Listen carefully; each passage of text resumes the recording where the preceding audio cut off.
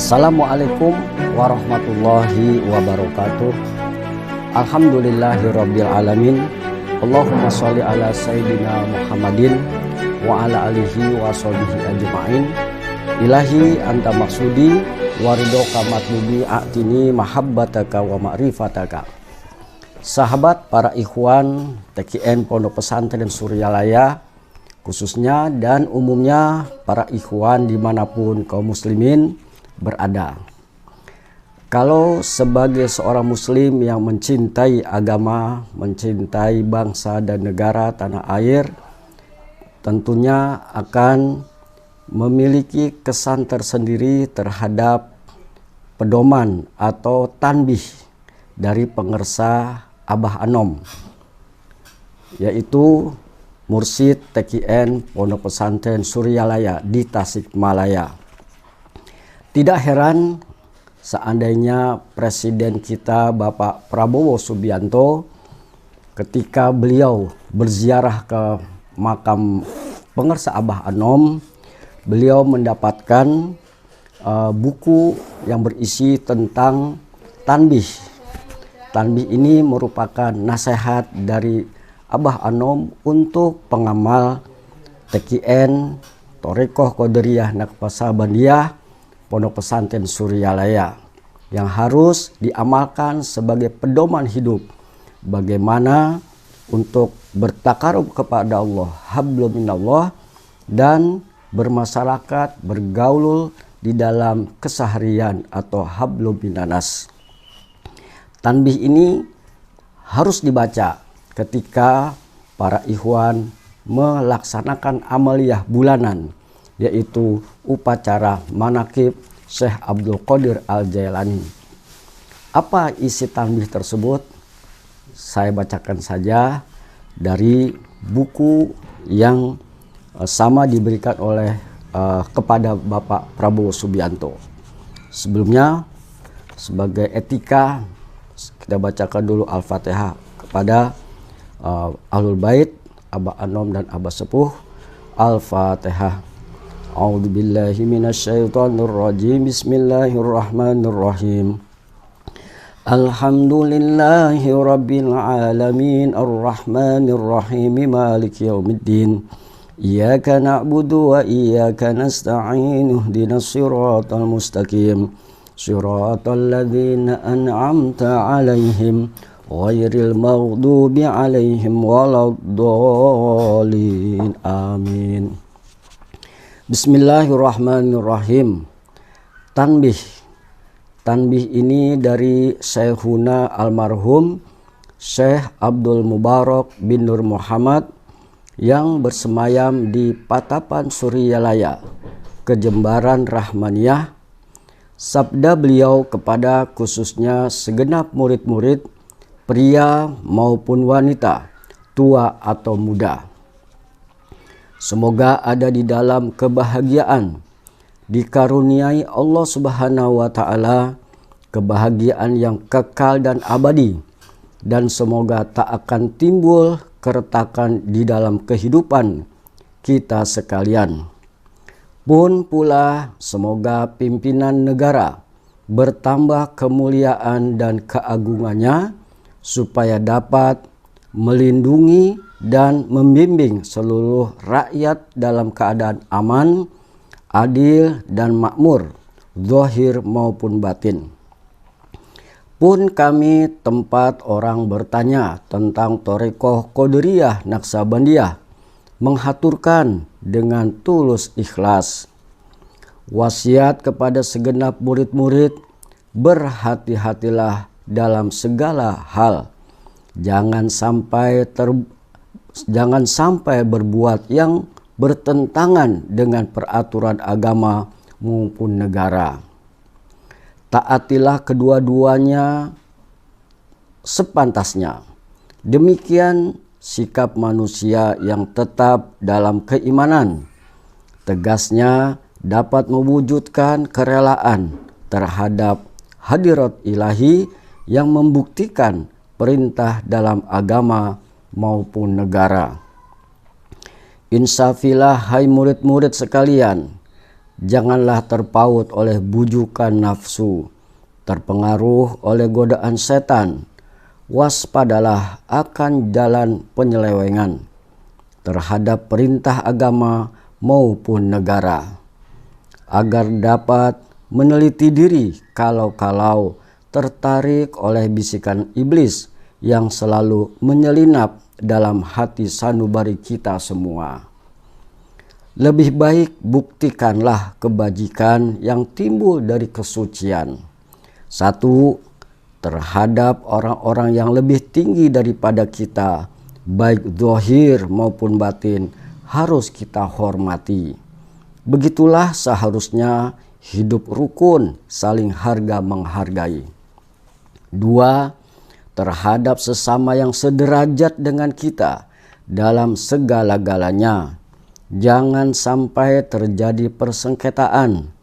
Sebaiknya harus bersikap rendah di hati, bergotong royong dalam melaksanakan perintah agama maupun negara. Jangan sampai terjadi perselisihan dan persengketaan. Jangan sampai kita terlena. Maksudnya, jangan sampai kita terkena firman Allah Subhanahu wa taala, adzabun alim, yang berarti duka nestapa untuk selama-lamanya dari dunia sampai akhirat. Badan payah, hati susah. 3. Terhadap orang-orang yang keadaannya di bawah kita, janganlah hendak menghinakannya atau berbuat tidak senonoh. Bersikap angkuh, sebaliknya harus belas kasihan dengan kesadaran agar mereka merasa senang dan gembira hatinya. Jangan sampai merasa takut dan liar, bagaikan tersayat hatinya.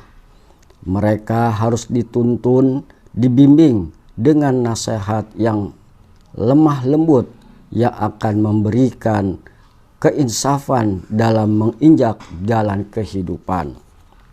4. Terhadap fakir miskin harus saling berkasih sayang, ramah tamah, serta bermanis budi. Bersikap murah tangan mencerminkan bahwa hati kita sadar. Cobalah rasakan diri kita pribadi, betapa pedihnya jika dalam keadaan kekurangan. Oleh karena itu, janganlah acuh tak acuh, hanya memikirkan diri sendiri yang senang. Mereka jadi fakir miskin bukan kehendak mereka, tetapi kodrat Allah Subhanahu wa ta'ala. Demikianlah sesungguhnya sikap manusia yang penuh kesadaran, meskipun terhadap orang-orang asing yang mereka itu masih keturunan Nabi Adam alaihissalam. Mengingat ayat 70 surat Al-Isra yang artinya, sungguh kami memuliakan keturunan Adam dan kami sebarkan segala yang berada di darat dan di lautan, dan kami beri mereka rezeki yang ada di darat dan di lautan. Juga kami mengutamakan mereka lebih utama dari makhluk lainnya. Kesimpulan dari ayat ini bahwa kita sekalian seharusnya saling harga menghargai. Jangan timbul kekecewaan mengingat surat Al-Maidah yang artinya hendaklah tolong menolong dengan sesama dalam melaksanakan kebajikan dan ketakwaan dengan sungguh-sungguh terhadap agama maupun negara.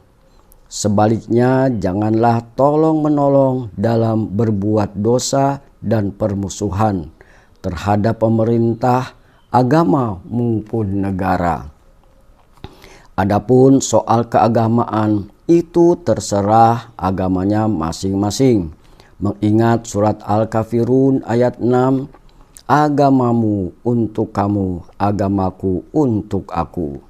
Maksudnya, janganlah terjadi perselisihan, wajiblah kita hidup rukun dan damai, saling harga menghargai, tetapi janganlah sekali-kali ikut campur. Cobalah renungkan pepatah leluhur kita, hendaklah kita bersikap budiman, tertib dan damai. Andaikan tidak demikian, pasti sesal dahulu pendapatan, sesal kemudian tak berguna. Karena yang menyebabkan penderitaan diri pribadi itu adalah akibat dari amal perbuatan diri sendiri. Dalam surat An-Nahl ayat 112 diterangkan bahwa Tuhan yang Maha Esa telah memberikan beberapa contoh, yakni tempat maupun kampung, desa maupun negara yang dahulunya aman dan tentram, gemah ripah loh jinawi, namun penduduknya mengingkari nikmat-nikmat Allah.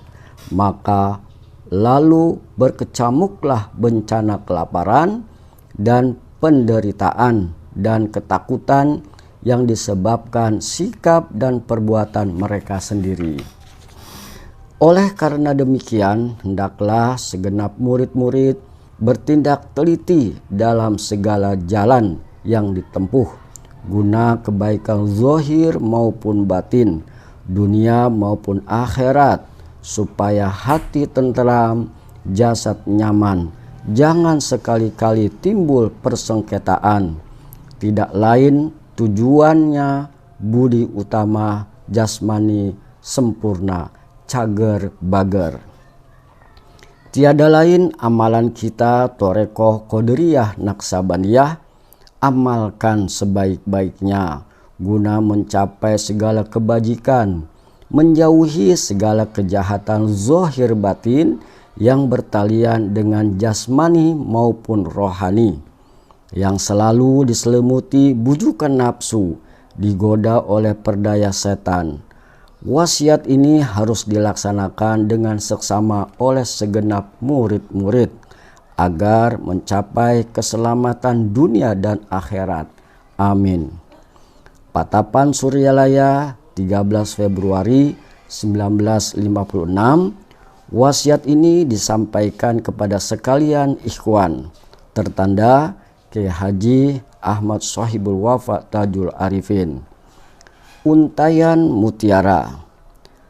Jangan membenci kepada ulama yang sejaman. Jangan menyalahkan kepada pengajaran orang lain. Jangan memeriksa murid orang lain. Jangan berhenti bekerja meskipun disakiti orang.